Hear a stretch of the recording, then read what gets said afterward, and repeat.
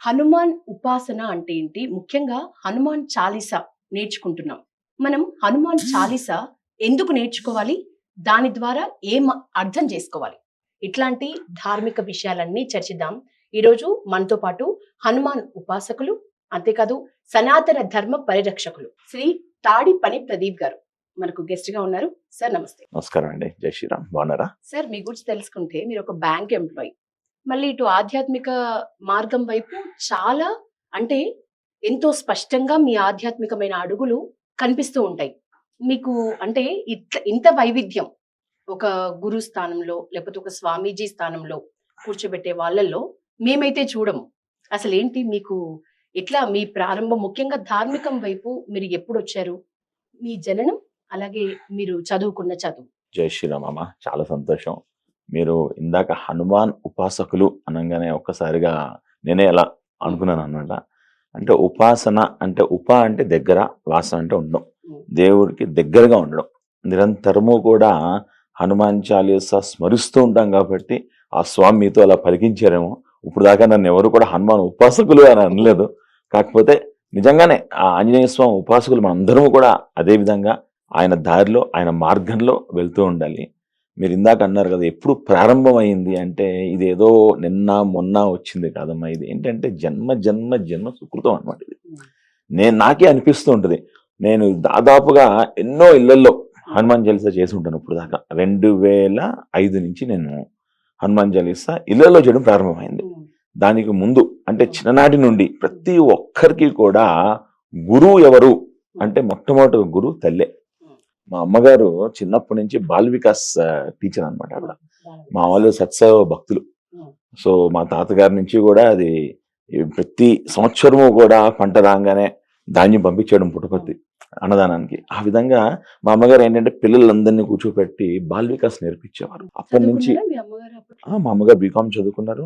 మా దగ్గర దాదాపుగా ఒక 20-30 మంది పిల్లలకి ఆవిడ సనాతన ధర్మం గురించి చెప్పేవారు అనమాట. బాల్ వికాస్ లో ఏంటంటే పద్యాలు, స్వామి కంజీరా కొట్టడము, పాటలు పాడడము, కీర్తనలు ఇవన్నీ కూడా నేర్పిస్తూ ఉండేవారు అమ్మగారు.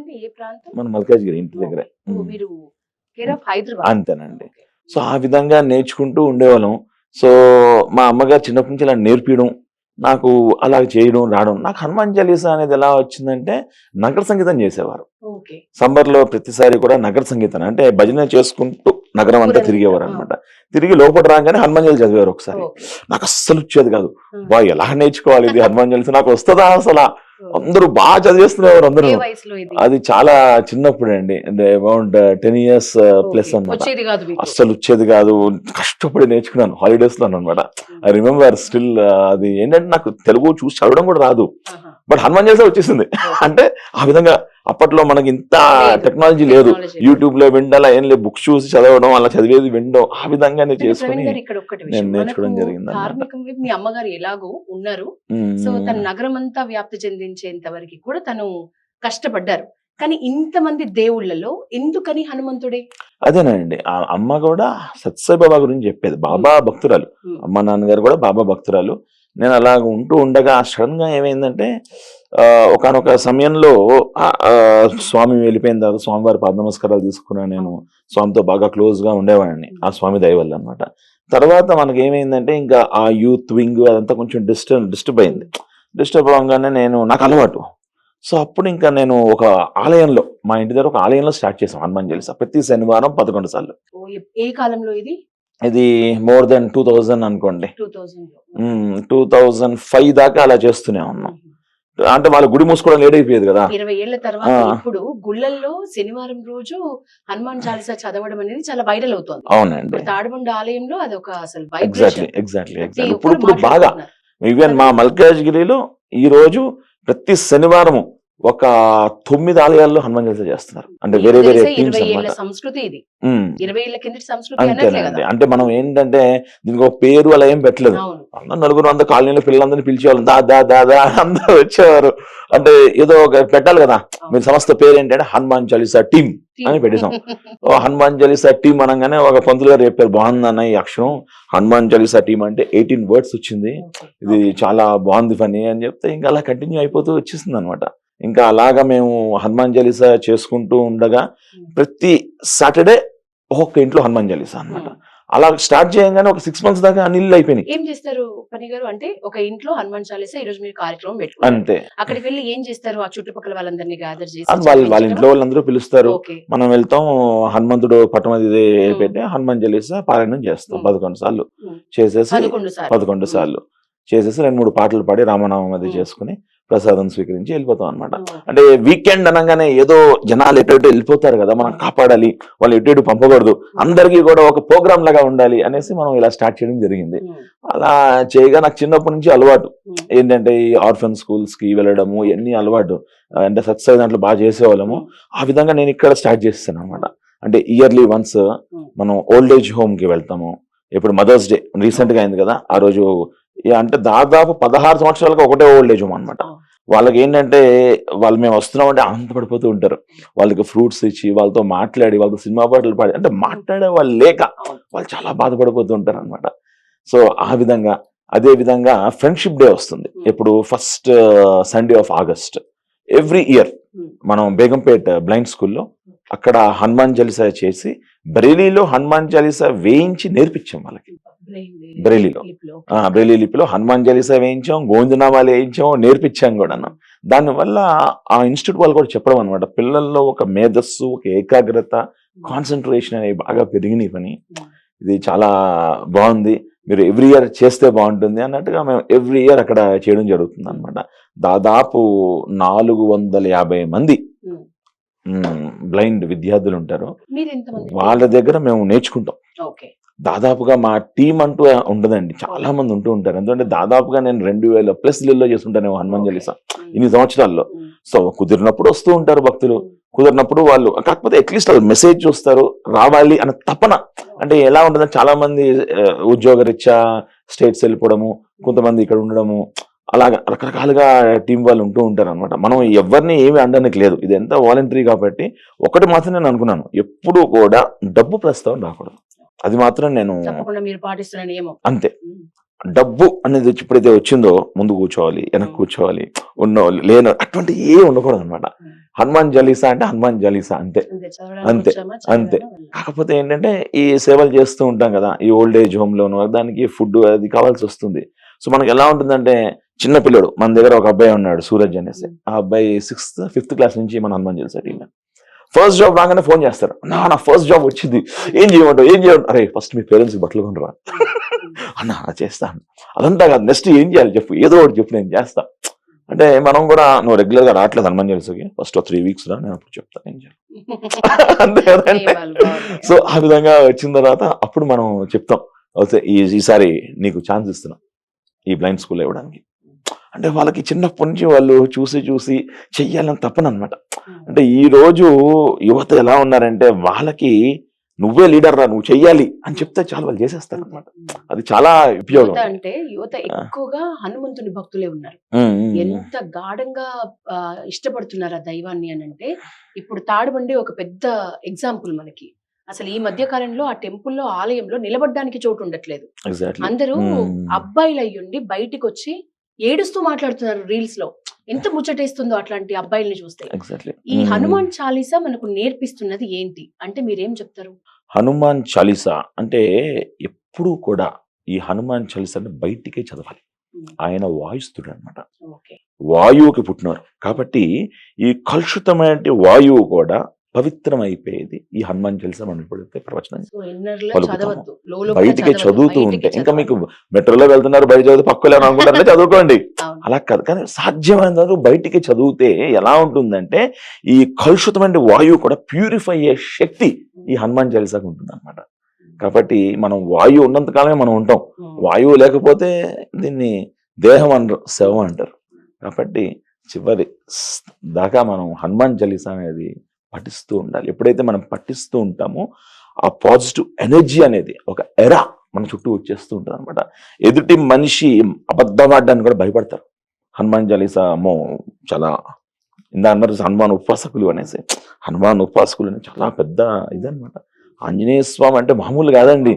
ఎక్కడెక్కడ ఎత్ర ఎత్ర రఘునాథ కీర్తనం తత్ర తత్ర కృతమస్తు తాంజలిం. ఎక్కడ రామనామం పలుకుతారో అక్కడక్కడ ఆంజనేయ స్వామి ఉంటారు. ఎలా ఉంటారు? భాష్మవారి పరిపూర్ణలోచనం మహానుభావుడు ఆనంద భాషపాలతో అలా చూస్తూ ఉంటారనమాట. ఎన్నోసార్లు అనుభవం అనమాట. ఎప్పుడైతే 108 సార్లు చేస్తూ చేస్తూ వెళ్ళిపోతూ ఉంటామో మనకు తెలియని వైబ్రేషన్ ఎప్పుడంటే అసలు ఎనర్జీ తగ్గడం ఉండదు. చదువుతూ ఉంటే మనలో ఆ శక్తి వచ్చేస్తూ ఉంటుంది అనమాట. హనుమాన్ చాలీసా అని చదువుతూ ఉంటాను 108 సార్లు, లాస్ట్ లో దండకం అయితే ఇంకా చెప్పక్కర్లేదు స్వామి అలా పలికిచ్చేస్తూ ఉంటారు. అంటే మనకి భావం చాలా ముఖ్యం. మనం ఎంత రాగయుక్తంగా పాడుతున్నాం అన్నది కాదు, ఎంత భావంతో ఎంత భక్తితో మనం చేస్తున్నాం అనేది చాలా చాలా అవసరం కూడా ఆంజనేయ స్వామి. మీరు చెప్తుంటేనే మీకెంత భక్తి ఉందనేది కొంతవరకు మాకు అర్థమవుతుంది. ఉదయం అంతా ఉద్యోగిగా ఉండే పని గారు సాయంత్రం అయ్యేసరికి భక్తుడైపోతాడు. మరి పని గారు ఎన్నిసార్లు చదువుతారు హనుమాన్ చాలీసా? అంటే నాకు బేసికల్ గా ఏంటంటేనండి, ఉదయం ఫస్ట్ సూర్య నమస్కారాలు చాలా ఇంపార్టెంట్ అనమాట. కంపల్సరీ చేస్తారా? అంటే మనకి ఏంటంటే బేసికల్ గాను మనం ఎంత లేట్ గా పడుకున్నా ఉదయం 4 o'clock లేచిపోవాలి. మనం రాత్రి 12 పడుకోండి, 1 గంటకు పడుకోండి, నేను అలారం ఏం పెట్టుకున్నానండి, నాకు ఆటోమేటిక్గా మెలకు వచ్చేస్తుంది. 4 గంటలకి 4 o'clockకి లేచిపోవాలి. లేచిపోయి మన డైలీ రొటీన్స్ చేసేసుకుని సూర్య నమస్కారాలు చాలా చాలా, ఎందువల్లంటే మనకి ఆంజనేయ స్వామి గురువు గారు సూర్యనారాయణమూర్తి. సో సూర్య నమస్కారాలు ఫస్ట్ చేసింది ఎవరు అంటే ఆంజనేయ స్వామి. సూర్యుడు ప్రత్యక్ష దైవం అన్నమాట. మనకి 12 ఉంటాయి నామాలు సూర్యుడికి, 12 నామాలు అంటారు అనమాట.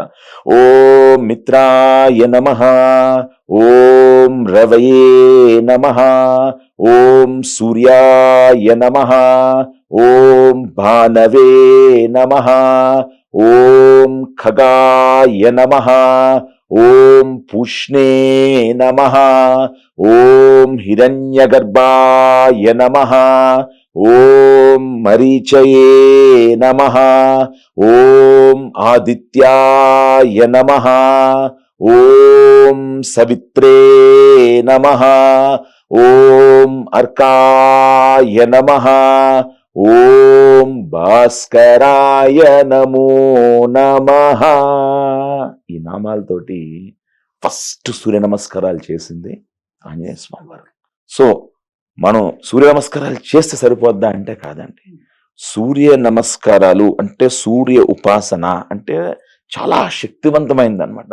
అంటే మనకి ప్రపంచంలో అసలు అన్నిటికంటే ప్రత్యక్ష దైవం కనిపించేటువంటి దేవుడు ఎవరన్నా ఉన్నారా అంటే ఆ సూర్యనారాయణమూర్తి.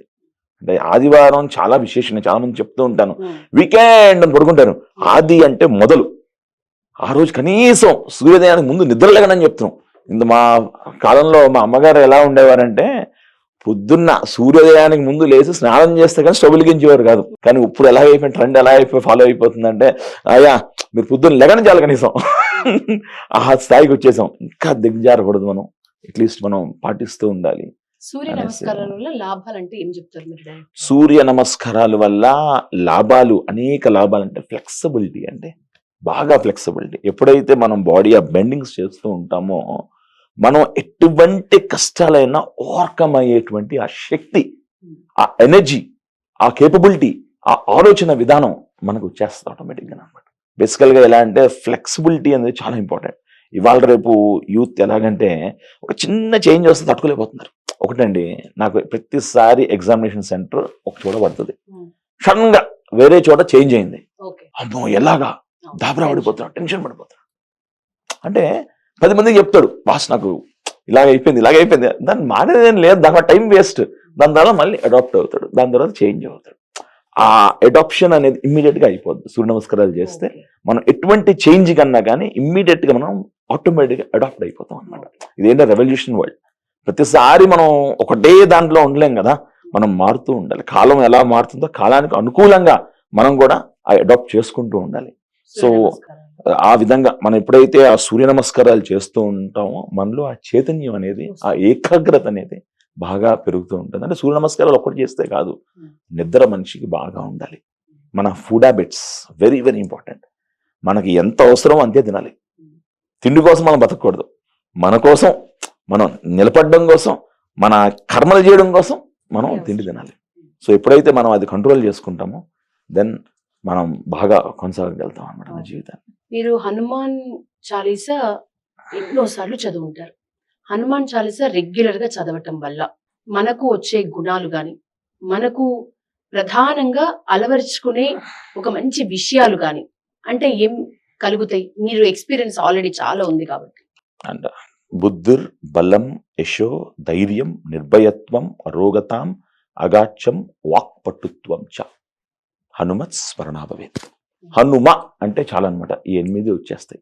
ఇది సీతమ్మ తల్లి ఆంజనేయ స్వామికి ఇచ్చిన వరం. అష్టసిద్ధినవదితికే దాత అసవర దీన జానకీ మాత. బుద్ధి, మంచి బుద్ధి అన్నమాట. బలం, శరీరంలో బలం. యశో అంటే యశస్సు అంటే బ్యాంక్ బ్యాలెన్స్ ఉండడం కాదు, మనకు అవసరం ఉన్నప్పుడు వచ్చేస్తుంది, ఆ స్వామి ఇచ్చేస్తారు. ఆపదామ హత్తారం దాతారం సర్వసంపదాం లోకాభిరామం శ్రీరామం భూయో భూయో నమామ్యహం. ఆ విధంగా అన్నమాట. బుద్ధిర్ బలం యశో ధైర్యం నిర్భయత్వం అంటే భయం లేకుండా నిర్భయ, అరోగతాం మంచి ఆరోగ్యం, అగాచ్యం అంటే గ్రాస్పింగ్ పవర్. ఒక మనిషి వచ్చాడు అనుకోండి, ఇమ్మీడియట్ గా వీడు మంచివాడా చెడ్డవాడు తెలిసిపోతుంది మనకి. ఒక 5 నిమిషాలు మాట్లాడి చూస్తే కూడా అర్థమైపోతుంది అనమాట. వీళ్ళతో మనం స్నేహం చేయొచ్చా చేయకూడదా, మనం పక్కన పెట్టేద్దామా తెలిసిపోతుంది అనమాట. అగాచ్యం వాక్ పట్టుతో మంచి వాక్. హనుమత్ స్మరణ కృతజ్ఞ శుద్ధితో హనుమ అంటే చాలండి, ఇవన్నీ వచ్చేస్తాయి. అది సనాతన ధర్మం వైపు ఇప్పుడు యువత చాలా దూరం అయిపోతుంది. సనాతన ధర్మాన్ని పరిరక్షించుకోవాల్సిన అవసరం చాలా ఉంది అని అంటున్నారు. మీ అభిప్రాయంలో ఏం చెప్తారు మీరు? సనాతన ధర్మం వైపు యువతకి సరైన గైడ్ లైన్, ఒక మార్గం చూపిస్తే అద్భుతంగా దూసుకెళ్ళిపోతారు. ఈరోజు నేను చూస్తున్నానండి, మా వాళ్ళు ఎంత అంటే మాకు గైడ్ లైన్స్ లేక బేసికల్ గా ఏంటంటే ఇవాళ రేపు ఎవరికి వాళ్ళు స్వార్థం పెరిగిపోతుంది అనమాట. నాకు ఏ ఉప్పు ఏదో ఇంట్లో ఏమన్నా వస్తువులతో తక్కువైనాయి అంటే ఆ దానం వేస్తే పోద్ది అంటారు. అది కాదు కదా సనాతన ధర్మం అంటే. ఏంటండి సనాతన ధర్మం అంటే? సనాతనం అంటే దీనికి పుట్టుగా మరణము, సీజన్, బర్త్, డెత్ ఏమీ లేదు. సనాతనం అంటే శ్వాస తీసుకునే ప్రతి జీవి, this is the way of life అన్నమాట. శ్వాస తీసుకునే ప్రతి ఒక్కరూ పాటించవలసిన నియమం ఏంటంటే సనాతన ధర్మం. నాకు పుట్టినరోజు ఎలా జరుపుకోవాలో తెలియదు. మా ఫ్రెండ్స్ అందరూ కూడా కమ్యూనిటీ హాల్లో ఒక రోజు రాత్రి 12 కేక్ కట్ చేశారు. నాకు తెలియదు, చేసుకున్నాను. తర్వాత ధర్మం తెలిసిందే. మహానుభావులు చాగంటి గారు చెప్పారు పుట్టినరోజు ఎలా జరుపుకోవాలనేసి. చాలా బాధపడ్డాం. మనకు తెలియక మనం చేసేసుకుంటాం ఆయన. నేను తెలిసిన తర్వాత యువత చాలా బాధపడి చేంజ్ అయిపోతూ ఉంటారు. ఏంటి పుట్టినరోజు జరుపుకోవాల్సిన విధానం? పుట్టినరోజు అనేది ఖచ్చితంగా జరుపుకోవాలి. ఖచ్చితంగా జరుపుకునేటువంటి రోజు ఏదన్నా ఉందా అంటే పుట్టినరోజు. ఆ రోజు ఉదయమే లేచి పెద్దవాళ్ళ ఆశీస్సులు తీసుకోవాలి. తలకి నూనె పెట్టుకుని ఆవు పాలలో బెల్లం వేసుకోవాలి. బెల్లానికి నిల్వ దోషం ఉండదు. ఆవు పాలల్లో బెల్లం వేసుకుని తూర్పుకు తిరిగి 3 సార్లు ఆచమనం తీసుకుంటే వచ్చే సంవత్సరం దాకా ఏదన్నా దోషాలు కానీ గండాలు కానీ ఉంటే తొలగిపోతాయి అన్నమాట. పుట్టినరోజున చక్కగా తలకి నూనె పెట్టుకుని స్నానం చేసి ఇంటిలో దేవుడికి దండం పెట్టుకుని, కులదైవం అని ఉంటుంది కదండి, ఆ స్వామికి దండం పెట్టుకుని కొత్త బట్టలు వేసుకుని ఆలయానికి వెళ్ళి వచ్చి తల్లిదండ్రులకి పాదాలు మొక్కి, నీకు ఐశ్వర్యం ఉందా ఏదన్నా దానం చేయి, లేకపోతే ఒక గడ్డి తీసుకెళ్లి గోమాతకి పెట్టి ప్రదక్షిణాలు చేయండి. గోమాత సకల దేవతా స్వరూపం గోమాత. సో గోమాతకి ప్రదక్షిణం చేయండి. ఇది పుట్టినరోజు జరుపుకునే విధానం. ఈ రోజు తప్పకుండా సప్త చిరంజీవులను స్మరించుకోవాలి.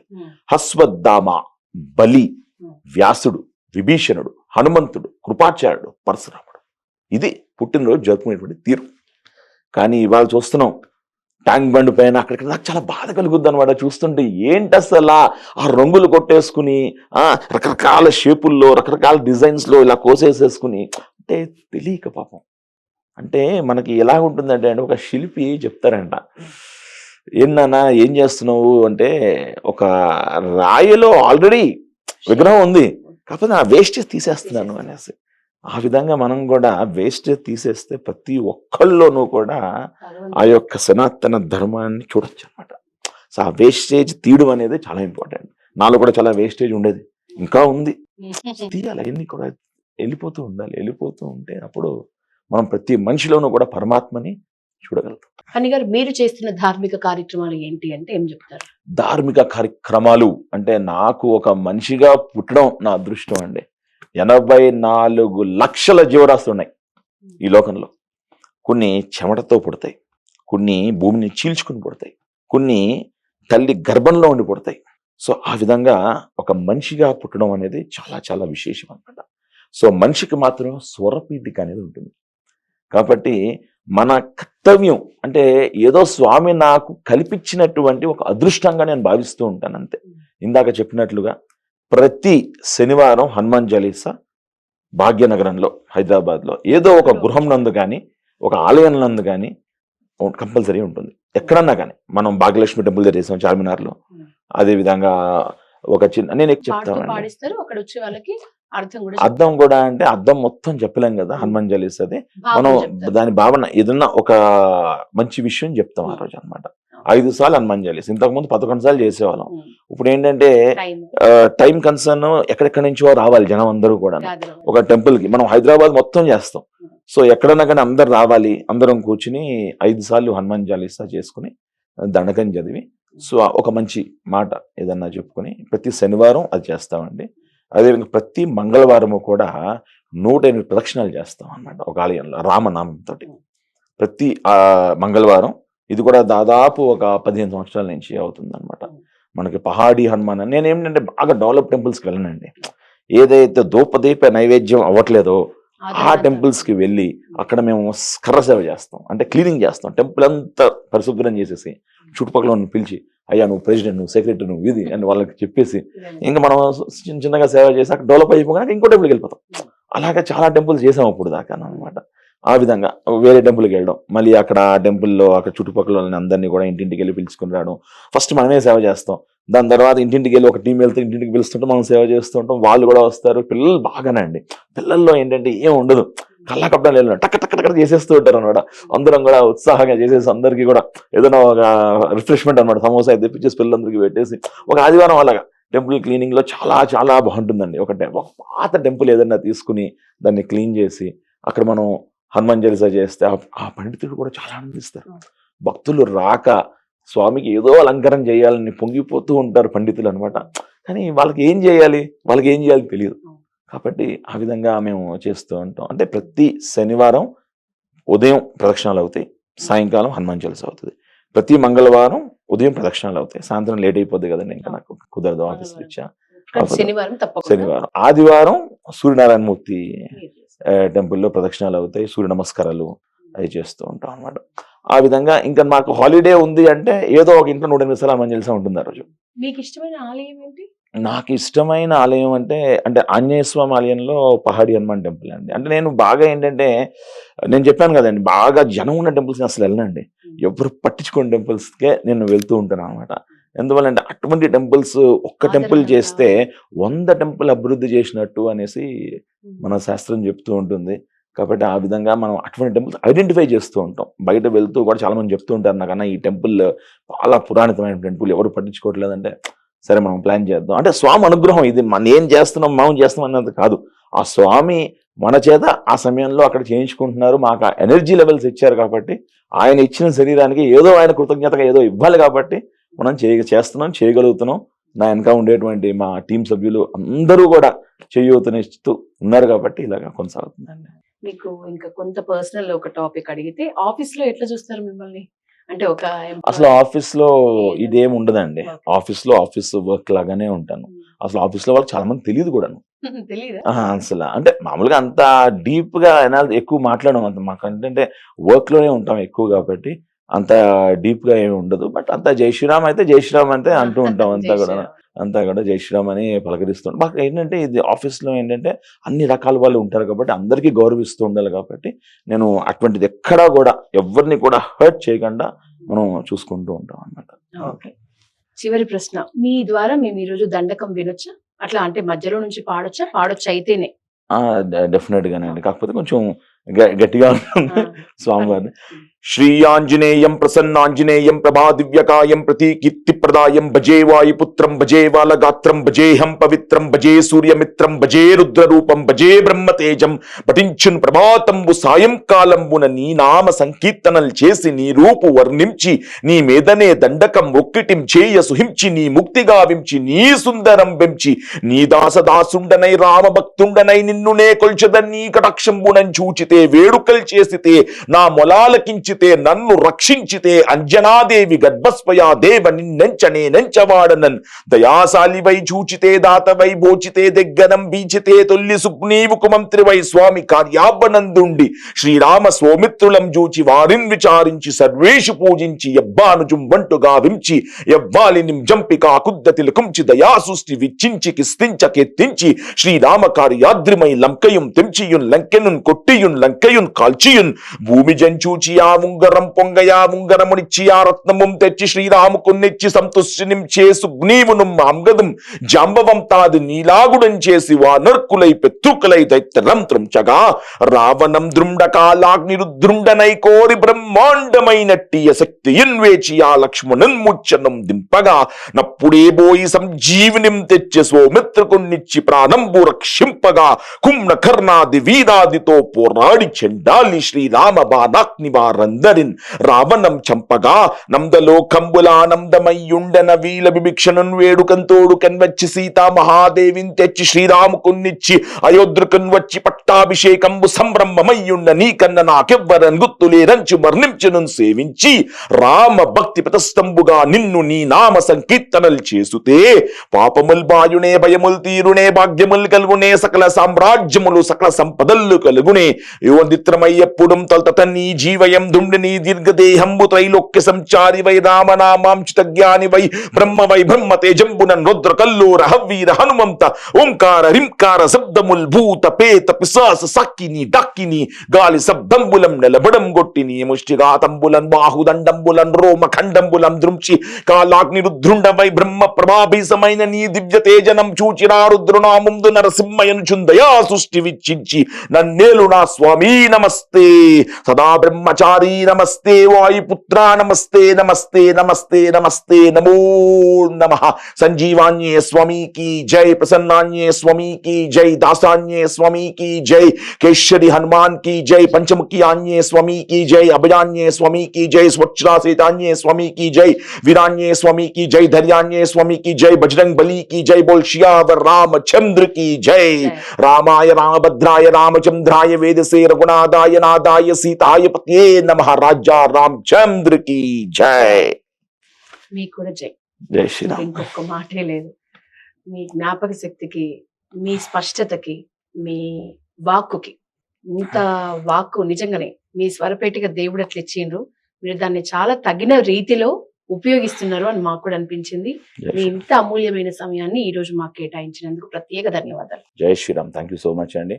ప్రత్యేకించి మన పల్లవి టీవీ యాజమాన్యం ప్రతి ఒక్కరికి కూడా హృదయపూర్వక అనేక మంగళశాసనం తెలియజేస్తూ జై శ్రీరామ్, జై హనుమాన్, జై గోమాత, జై సనాతన హైందవ ధర్మం.